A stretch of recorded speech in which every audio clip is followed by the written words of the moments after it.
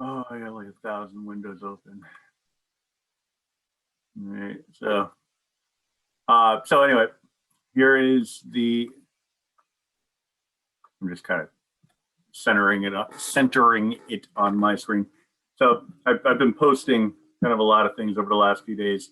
So the first thing that I posted was Tuesday. So yesterday, graded everything that has been submitted. So if you go to course grade estimate, that's your grade for the course at the moment. So I update that as people submit more and more content. So if you owe me a tech assignment, even the really old ones, submit it. I mean, if you owe me something from way back when, it's going to cost you a massive amount of points. Like if, let's say, you're missing the first technology assignment, the one that was due back in early October, you're going to lose a ton of points, but I'll still give you something for it. The only exception to that would be discussions, because there's nobody to discuss with anymore. All right. And same thing with some bonus opportunities, like subscribing to the YouTube channel, for example. If you didn't do that back in September when you were supposed to, and you subscribe now, it's, well, the damage is already done. Like what's the benefit? You could have been having access to the YouTube videos all semester long, but you didn't. So, you're not going to get any bonus for that, right? But the typo bonus is still available.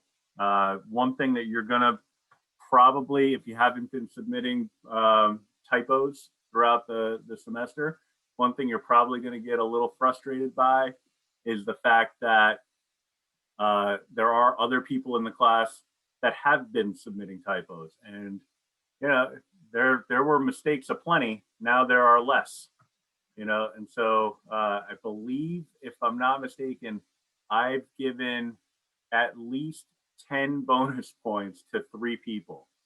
Right, so that's right there, 30 typos that have been discovered beyond the ones that I announced in class. Right, so it'll be frustrating when you submit, oh, I found a typo. Well, you did, but I already got that one, so that doesn't count. Find another one. Right. Fortunately for you, there's plenty of mistakes, so you'll find them.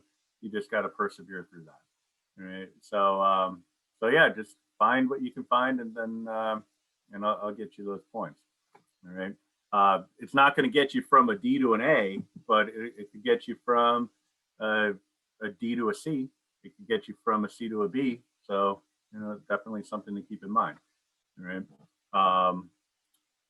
Yeah. Anyway, so that's what that was all about. But also bear in mind, some folks in this class are obligated to take the final exam regardless of performance on assessments because of the attendance requirement. All right. So, I made a little notation. Please refer to the grading system page on the college website. That's this one here. And so I mention this because especially if this is your first semester at WCC, you may not know this, but this school does not do minus grades. Right. So it's all letter grades or letter grades plus. All right, so you're 90 to 100, that's your A. So you don't get anything better than an A. So you could have 120 average in this class. There are a couple of people who have averages over 100. It's still just an A. So it's the same A as a person who's got an 89.5. It's a flaw in the system, but it is what it is. All right. 85 to 89, very small window for all the other grades. So 80 to 84, 75 to 79, and so on. Right. So, just keep that in mind. And then we have the failure insufficient attendance. That's something, the FN and the IF, those are things that happen through the registrar.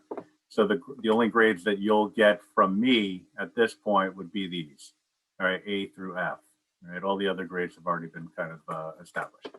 All right, so that's something to keep in mind because it's been a point of the word's not contention, but a point of concern in the past. It's like, oh, what can I do to make my B plus into an A minus? And my answer is, I can say with all certainty, there's absolutely nothing you can do. because there's no such thing as an A- at WCC, right? So as far as final grades are concerned, so some of you are already at an A for the course. Some of you are already at a B+. Well, whatever grade you're happy with, you already have it, and that might be fine with you. You say, well, I meet the attendance requirements, so I don't want to take the final, and so I respect that. I can't put the grades into the system just yet. Right, the final grades for the official transcripts, the window doesn't open, I believe, until tomorrow, or at least that's what I was told. I'll take another look later, but they usually let a couple of days of finals week go by before they open it up. I think that has to do with the fact that it really has nothing to do with the students. I think it has to do with teachers in the past being like, all right, let's all agree to take the final exam early. Let's do it all in the beginning of December, and we'll not go to class for the next 2 weeks. Let's just call it an early semester. So they put in some rules to make sure that doesn't happen. This course, as you know, as you've experienced, is so jam-packed with content. And that's the thing, that's the one thing I hate about this course, is that there's so much content to get through. The one thing that the things that I do love about the course is the content. I like the material. It's just so damn much of it, So that's why we're always going right up to the buzzer. 2 hours of class, we're going straight through for 2 hours, and we went straight through to the end, except for, the classes where I broke into the coughing fits, 2 of them, I believe, and I had it earned early. I still feel bad about that. But yeah. So anyway, it'll be a couple of days. If you know that you have whatever grade that you're looking for, or you're good to go, you can confirm with me, and I'll tell you what I have in my book. It's what it says in Blackboard, but I'll tell you what that translates to in terms of a letter grade, because I know some people are like, if I don't hear you say it, it's not the truth, So if that's the case, then you can message me on Remind. You can ask me in person. It really doesn't make a difference to me either way. And I'll let you know. I'll let you know what I intend to put in for you, just so you know that, or you have the peace of mind walking away from the class.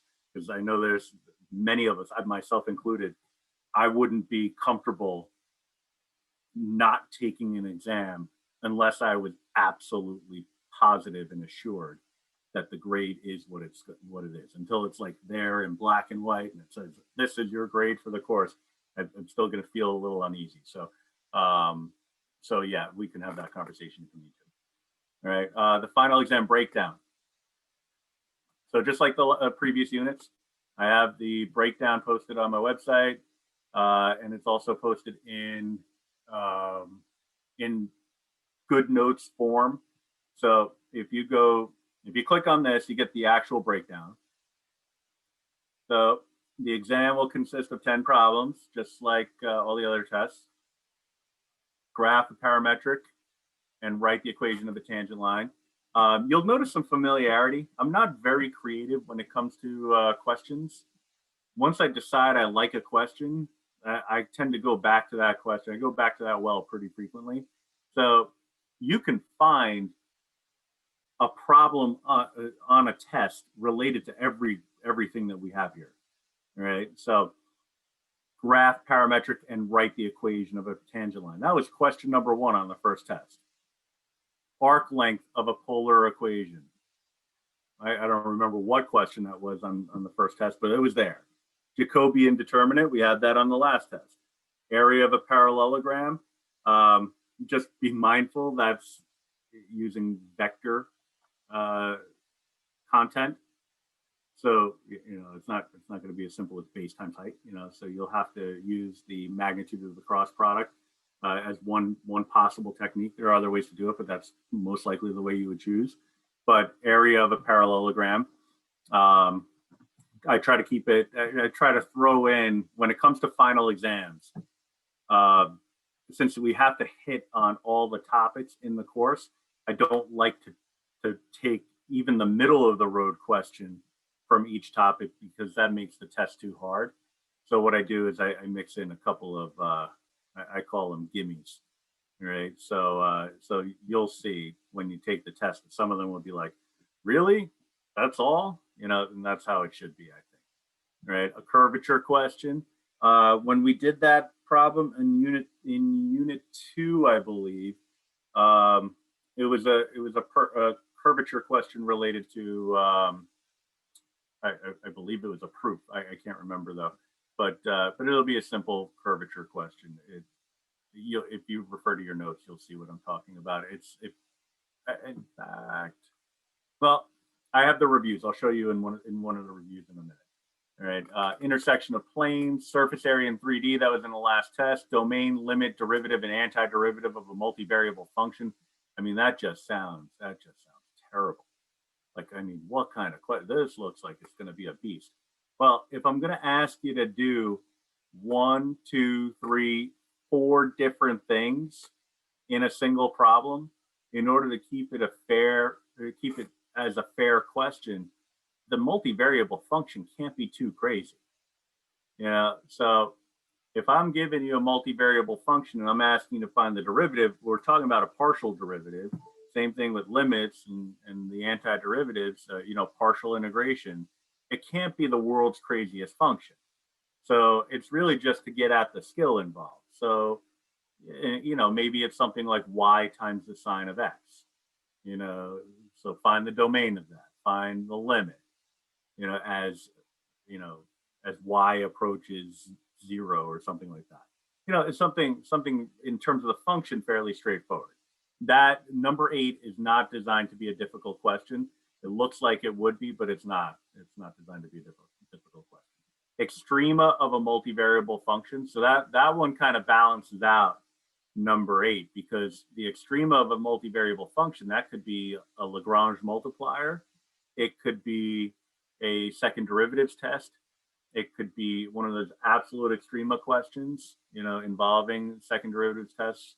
So there's a lot of different things that could be going on there. So, you know, there's going to be a little bit more work, a little bit more writing involved in that. Some of you noticed, actually, I would venture to say on the last test that the vast majority of you noticed the Lagrange multiplier gift that I presented to you on a silver platter. Or at least I hope you did. Well, actually, no, I take that back. I hope you didn't. I hope you put down the absolute correct, perfect solution because you knew the content and you knew it well. But it was a gift. Right? That was a question right out of the review, and that was there for you. All right. So it was basically a copy paste job. So you know, I'm not going to say that's going to happen again, but you know, when it comes to extrema, there's only so many types of functions that make sense to be put on tests. So so yeah, just keep that in mind. It's not going to be anything too crazy, because the amount of work that you have to do in order to evaluate extrema is pretty intricate anyway. So you know, I don't have to go out of my way to find a difficult function for you to work on in order to get the content across, or the concept across. Also, something else to keep in mind, I am not going to be putting any word problems on this test. Right, on this final exam, I kind of look at it as more of an exit exam is really not the right thing to say, but it's closer to an exit exam than a final. It's not designed to be, like I said, the most challenging thing in the world. It's supposed to hit on all the topics from the course, but not be an oppressive experience. All right, so there won't be any word problems on there. Volume of a solid. So the volume of a solid could be in cylindrical coordinates, in spherical coordinates, or rectangular coordinates. That's going to be for you to decide. I'm going to present to you a surface, a three-dimensional surface, and you're going to make a decision which method is the most appropriate to use in order to find the volume of that solid. All right.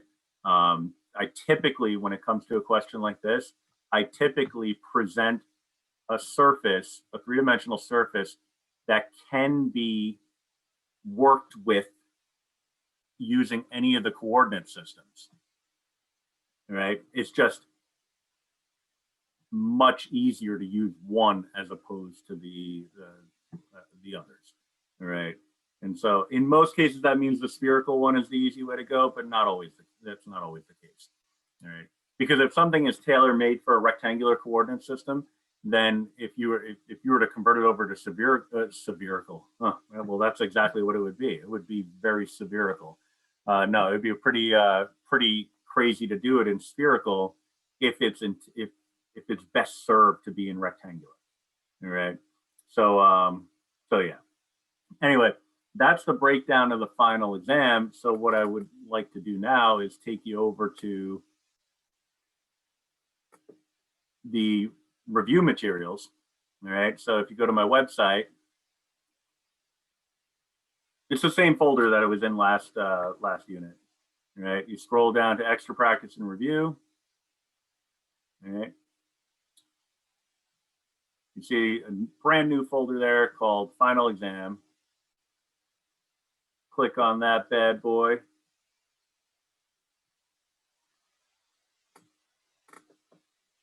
You see I have the breakdown here, all right? And then previous versions of the exam.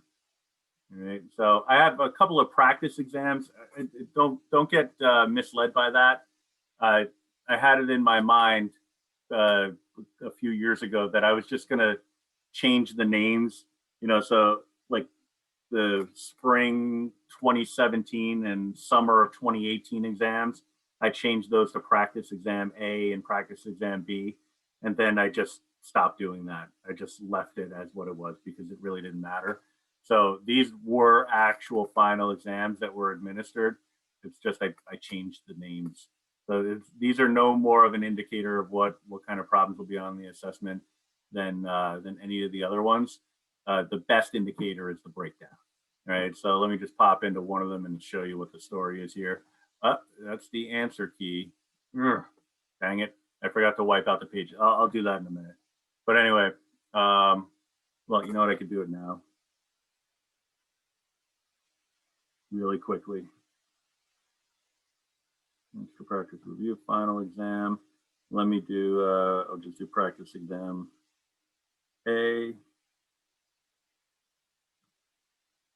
Clear page. Jeez Louise.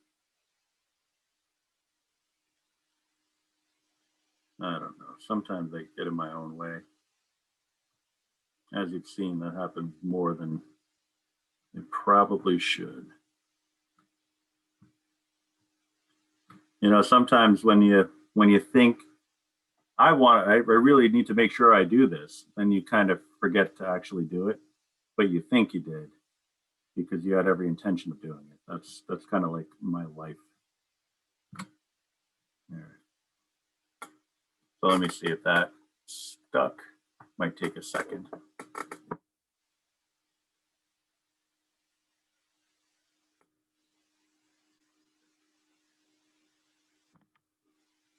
Okay, practice exam A.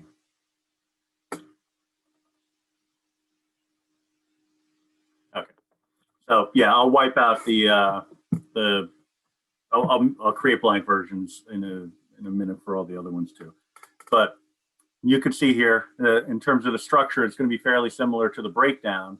But you can see here, this is an example of what a graph of parametric looks like, writing the equation of a tangent line, the area involving a polar graph, arc length, some vector stuff, cross products and things like that. This is an old exam, so some of it's not going to be exactly the same. Like I said, you're not going to have to worry about word problems, so you wouldn't work on this problem unless you wanted to. Distance between a point and a line, point and a plane, that's a useful skill, but I'm not going to be asking you that question on this exam, so you wouldn't have to bother with that. Consider the multivariable function, finding the derivative, so you may want to look at that. Finding a limit, local extrema, in this case, local maximum value, and then the volume of a solid, so ignore the can bonus because that's not a thing anymore.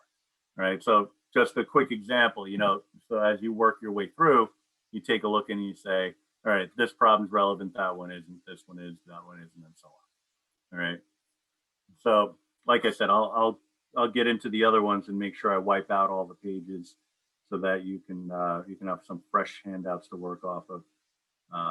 And some of them, again, are not going to be 100% relevant, but you can kind of, as you go through it, you can see which ones are relevant and which ones aren't. All right. So while I was just blabbing on about that, I wiped out another one. All right. So back to the announcements. One last thing that I wanted to talk to you about. Oh, I'm sorry. It's on my website.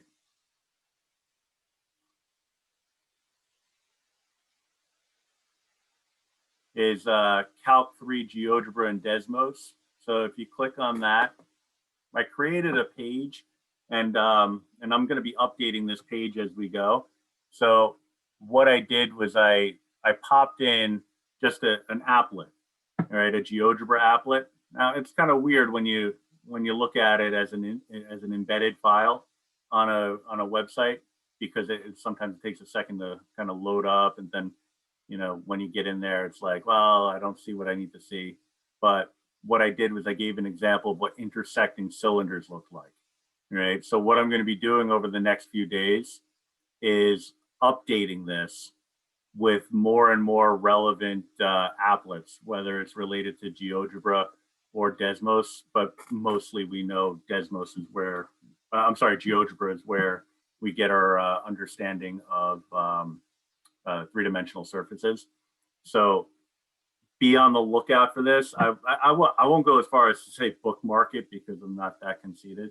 But what I will say is that you never know, the day of the final, you might find something on this page that would be a useful time saver.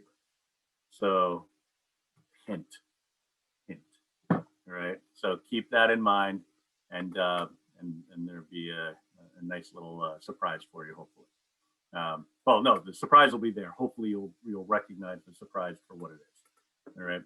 So anyway, I'm going to stop the recording.